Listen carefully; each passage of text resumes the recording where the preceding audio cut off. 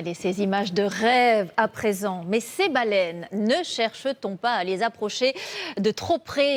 À Tahiti, un des derniers sites au monde où l'on peut nager avec les cétacés, des nouvelles règles plus strictes viennent d'être prises. Moins de bateaux, moins de baigneurs, davantage de distance imposée avec l'animal pour le protéger. C'est ce que nous montrent Chloé Hebrel et Robin Kahn. Avoir une chance de s'en approcher, c'est d'abord réussir à les trouver dans l'immensité de l'océan. On va chercher une nageoire, que ce soit la pectorale ou la caudale. On va être à la recherche de n'importe quel petit splash. Julien ne peut jamais promettre de croiser leur chemin. Pas de recette miracle. Balayer du regard l'horizon, s'armer de patience et 1 heure plus tard... Ça vient un peu vers nous, j'ai l'impression, donc restez bien côté récif. Ah oui, bien vu, c'en est une. Ok, t'es bon, tu l'as? Donc a priori, il y a 2 individus.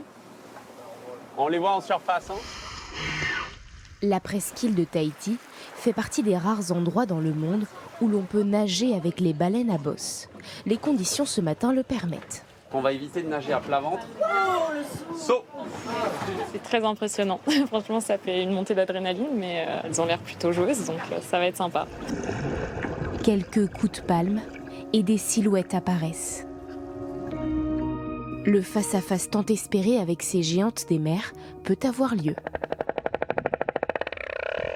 Pour les perturber le moins possible dans l'eau, il faut garder une distance obligatoire de 15 mètres minimum.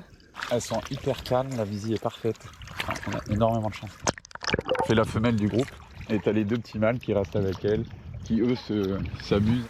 Après 6 à 8 000 km de migration depuis l'Antarctique, les baleines à bosse arrivent ici se reproduire et mettre bas dans des eaux polynésiennes à 25 degrés en plein hiver austral.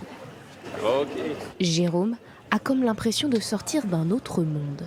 Difficile de donner des mots, c'est très gracieux en tout cas. C'est un petit moment, une petite parenthèse. De où on était là, on se disait mais la chance, on avait l'impression qu'elle allait nous pousser presque.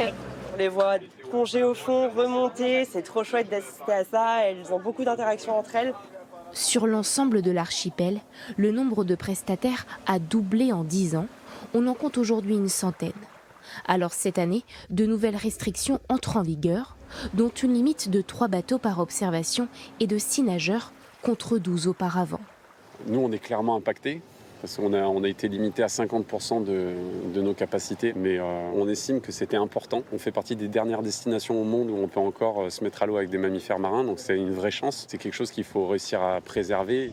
La baleine reste fragile. Sa première cause de mortalité, les collisions avec les bateaux. Cette association place chaque saison des observateurs sur ses ferries. Si une baleine est aperçue, le capitaine manœuvre. Pour repérer s'il y a une baleine, des fois on a tendance à fixer son regard sur l'horizon. Ce qui est intéressant, c'est vraiment faire un zigzag entre le proche et le loin, tout en balayant de droite à gauche. C'est quand même un animal qui est assez tranquille et donc ça va être plus difficile pour elle de faire des accélérations assez vives comme un dauphin où il peut vraiment éviter le navire.